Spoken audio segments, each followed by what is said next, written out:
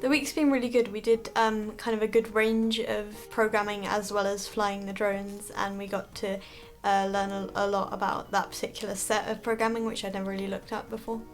I think you do need to know how to program because some of the programming is quite high level, but other than that it's pretty, you can pick the drone up pretty quickly.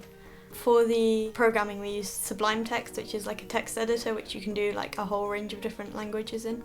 Which you can then program the server and client side of to control the drone and make it do things like moving forwards and backwards and up and down.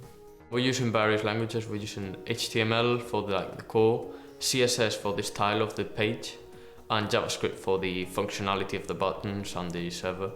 JavaScript is very similar to Java, so once you get Java down, it's pretty easy.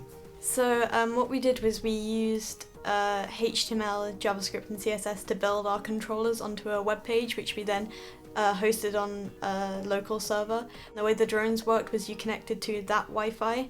They were fully programmable, so we would then host the server and fly the drones using that. It was interesting learning how the server and the drone interacted and how the server and the client interacted as well. I enjoyed sort of testing out the drone and trying like which controls would work to create different things.